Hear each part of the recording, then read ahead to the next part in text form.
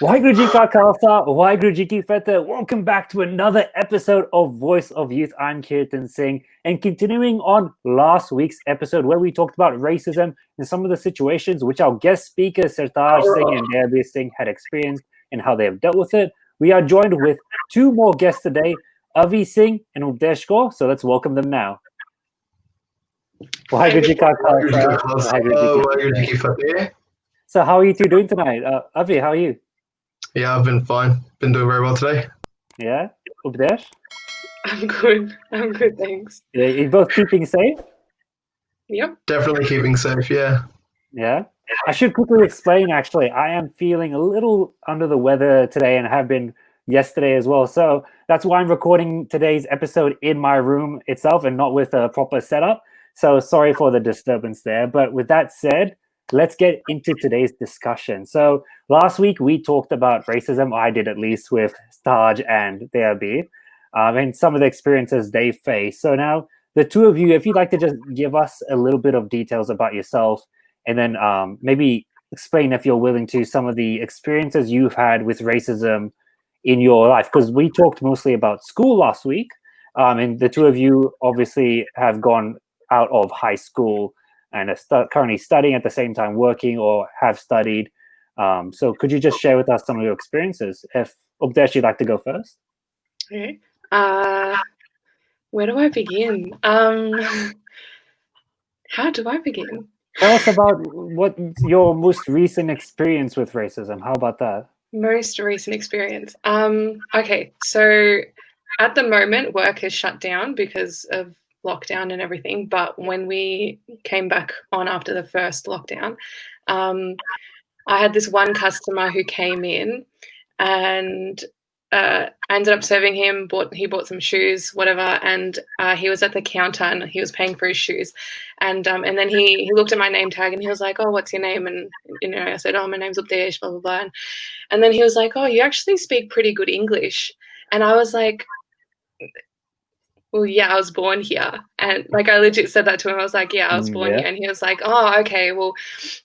People are quite sensitive these days and you have to be careful what you say. And I was like, well, rightfully so. You just like assumed that I didn't speak good English. Like you made that assumption that I wasn't from here and like I don't belong in Australia. And for that, like just based on how I look. And it wasn't like it was hard to explain because I don't think he realized what he was doing, but that doesn't excuse the fact that what he said wasn't okay.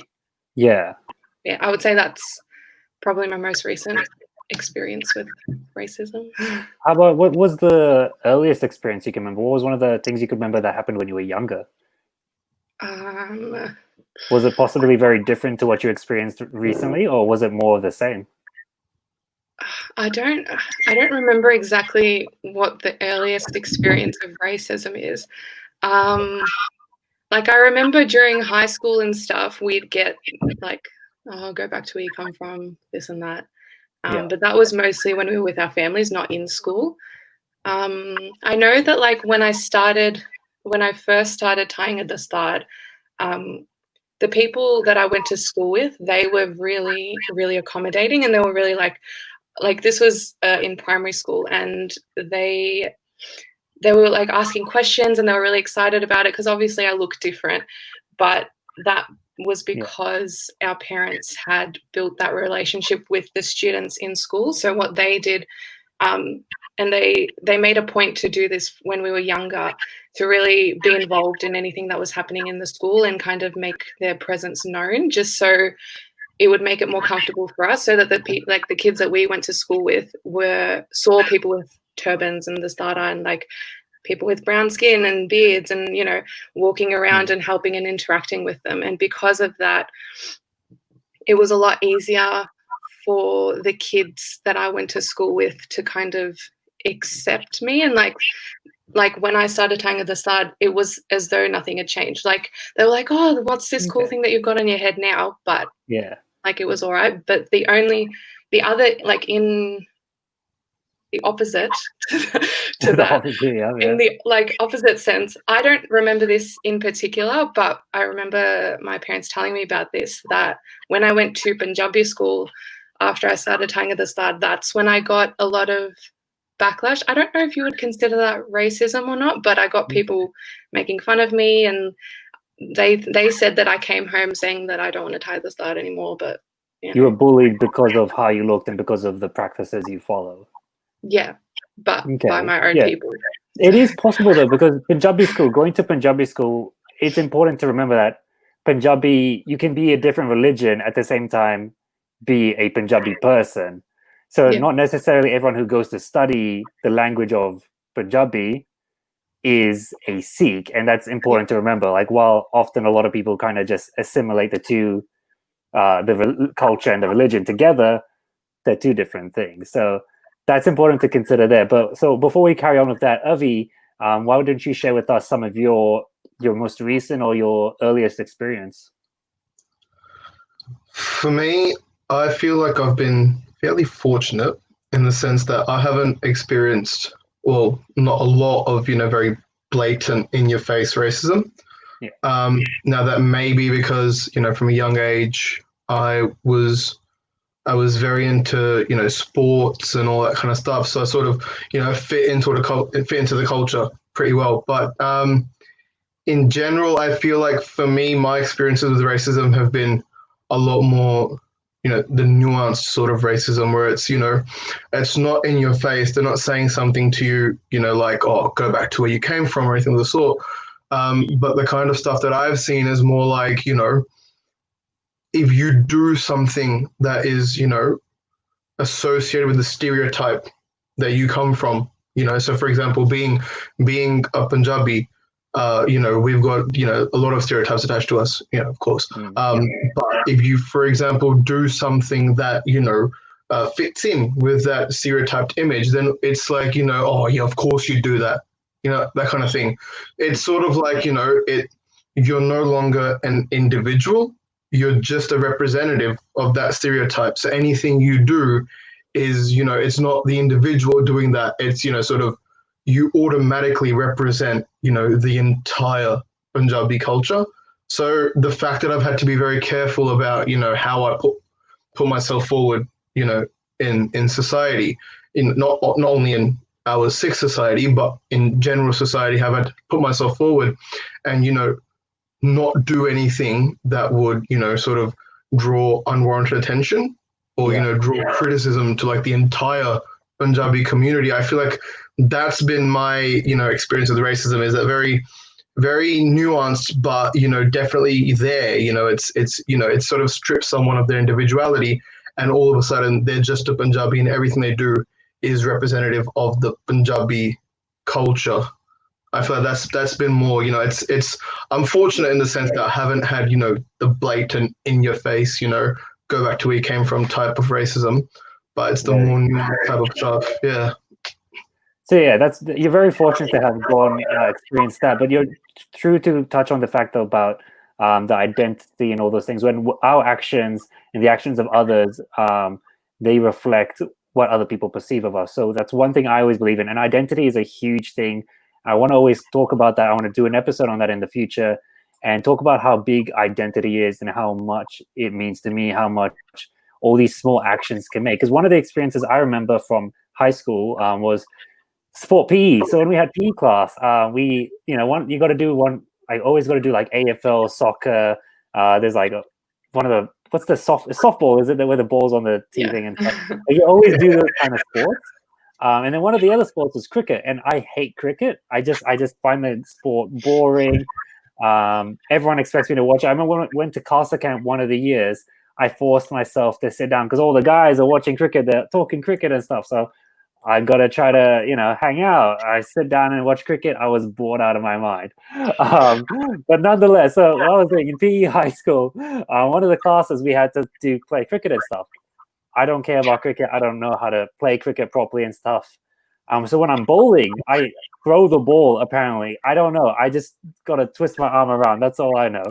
And then my teacher says to me, you should know how to do this kind of stuff. And I'm like, I know at the time, I know he's saying that because of how I look and stuff like that. Because there are other Sikhs. Were other Sikhs at the thingy, and they're probably into cricket. And he probably assumes that, oh, I'm also into cricket. it's a whole list of stereotypes that go with with who you are. And yeah, I hated that because it's like, just because of how I look, just because other people do it, doesn't mean I know how to do these things. It's a sport. You don't ask every person from a specific country. If a country is great for soccer, you don't ask every Brazilian person the rules about soccer, because some people might not be interested in soccer. And that's just the way it works. Yeah, that's one of my experiences I've had. But then, speaking of schools, I know that there have been times where you, specifically Updesh, have gone to schools with other people and given speeches about Sikhism. Can you tell us a bit about that? Yeah, so a few years back, one of the times we went up to Shepparton, and we did, like, a bunch of us did a small speech about, the basics of Sikhi, Banj Ka Guard, all that kind of stuff. And then there was a good, how do you pronounce it? The Sikh martial arts. Yeah. Sikh martial arts. Yeah.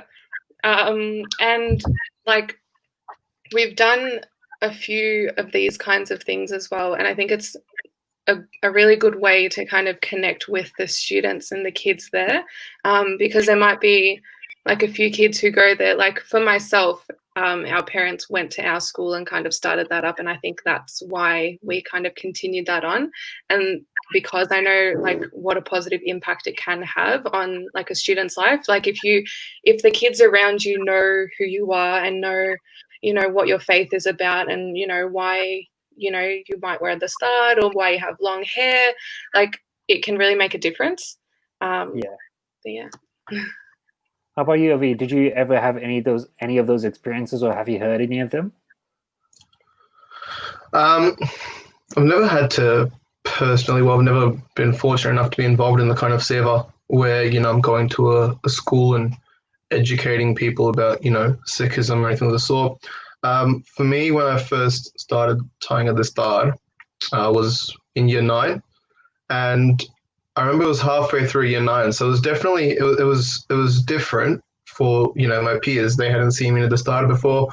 I'd always worn a patka before that, and first time tying the start to school, I got a lot of questions, and so for me, I believe, like, I took that as an opportunity to sort of spread as much information as possible to anyone that asks questions. Just let them know why I'm tying at the start, and now what Amrit is, and all that kind of stuff. Yeah. So yeah, I mean, in terms of educating the general public, I'd say that's what I've been able to do, is in terms of just when people ask me questions, then just responding as best I can. Are there any specific questions which you find yourself having to answer more often than the others? Oh, the first one's the beard. It's always the beard. I mean, honestly, the beard sticks out more than the start. Really? Yeah, I've even at work, so at my current job, I've never been asked a question about my dastard, but every single person I see is, have you ever shaved that? How'd you grow that? What did you do? I don't know, man. How do you grow a beard? It's a pretty simple question, you'd think. Yeah, it is. Apparently, this reminds me. It's something my sister also brought up earlier. Like, I've been watching. I saw Community recently, and in that, there's a character who's like into. It's meant to be like a wacky religion cult thingy, and then they always have these levels where they're like, once you get to this level, you gain these psychic powers. Once you get to this level, you get these thingies. And I'm just imagining, have people ever thought, oh, are you at a new level now because you went from like this little putka thing to this turban? Oh, you're being a little longer now. Are you allowed to like religiously keep it growing out now or something? Are you that new level? I've got that. Yeah. I've got it before, yeah. So really? I was at 10 when I first. So at first it was always just one kara, and then there was this time there was a few years from year 10 to, like, I think the first 2 years of uni, where I started wearing two kare, and the first question I got, I think it was like halfway through year 10, was, wait, dude, you've got 2 of the metal bands now. Are you like a high level or something? And I was like, dude, it means nothing. So I've actually got that one, yeah. Yeah. Oh, it's like the Just Rain video as well. Like when he did that one, it's like, was it the number of lines or something Yeah, indicates yeah, your yeah. knowledge or something? Yeah. Yeah. One of the things that I always find interesting, we could like when you look back at these things, although they're serious, there's also some things you just find so ridiculous that people actually, think like that. Yeah. But then, is that because of just the way things are? Do you guys think that's something that people will still continue to think for a while to come, or is it slowly dying out as generations grow in knowledge or experiences? We'll say. Updesh, do you want to go first? I've definitely found, compared to when I was younger to now, a lot more people know who Sikhs are. And like, so a lot of people that I've met, like either at uni or at work, they've come up to me and we started talking about Sikhi. And I'm just like, oh, you know about us? Like, you know who we are, like what the Dastard means. And like, surprisingly, a lot of people are quite knowledgeable about it. But in saying that, there's still quite a lot of people who assume that, we're Muslim and stuff, which obviously there's nothing wrong with being Muslim, but we're not. The identity, the idea of the Yeah, identity, yeah. yeah. And a small improvement is something, but there's always Yeah. more. You get more negative attitudes towards you, and not necessarily attitudes, but phrases, kind of ideas presented to you, misconceptions. Then you get positive ones. That's why we're Yeah. still shocked by it. Because Yeah. if it happened more often, we wouldn't be surprised by it. So, Avi, do you have anything to add on there? I mean, I feel like, as the Sikh sort of population within, Australia generally continues to grow, and as Sikhs are, more and more joining the workforce and just becoming a part of the community, I feel like awareness definitely will grow up, and I think this is something that an example would be somewhere like Canada. For example, like you've got entire regions in Canada, like not only like Brampton and all that, like obviously that's like, all Brampton is like all Punjabi, but like in general, in Canada, we've got politicians like, Jagmeet Singh. And a lot of politicians there now, Sikhs are, a, a huge part of the community there. And people have no choice but to, know what a Sikh is. It's by default, as you integrate into the community, as your numbers within the community increase, your presence within the community increases. I mean, definitely, yeah, awareness about Sikhism will increase. So, sorry, yeah. Yeah, no. So I was just gonna, if you have anything to add on, just quickly add it on. Yeah. Oh, I was just, saying that as more kids, for example, start joining sporting clubs, as more kids are in school, as more Sikhs who've left uni are going out into the workforce, indefinitely, they're definitely going to meet more people who don't know about Sikhs, and that's just how I feel awareness generally increases. Is just by default. Yeah. So creating that presence, putting Sikhs out there, and presenting that identity, not hopefully saying, "Oh yeah, I'm a Sikh. I love cricket like all Sikhs do," but putting the idea that I'm a Sikh, I wear a turban, a crown, the start, however, whatever word you want to use for it, respectfully, of course, and that kind of idea. So that's a good way for you to close that out, because I actually wanted to ask ways in which you think racism could be tackled, or the Sikh identity could be explored in the future. So, Avi, you said bringing awareness into communities by putting your presence out there, getting into all these politics, community things, sporting teams. Updesh, how would you want to see, or how do you think racism and the Sikh identity could best be explored and discussed in the future?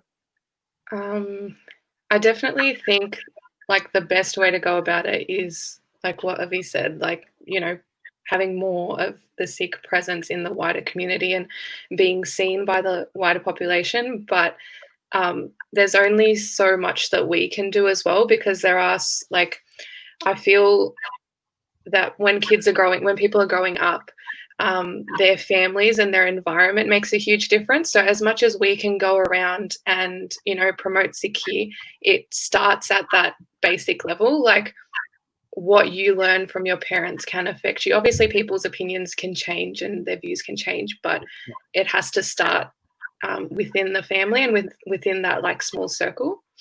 Okay, yeah. So not from our part, but from other people. They need to. So we don't. Even if we try something, even if there's a kid in school right now who's like unsure about joining the team, he goes in tryouts for soccer, but then he still maybe gets crap or anything of the sort.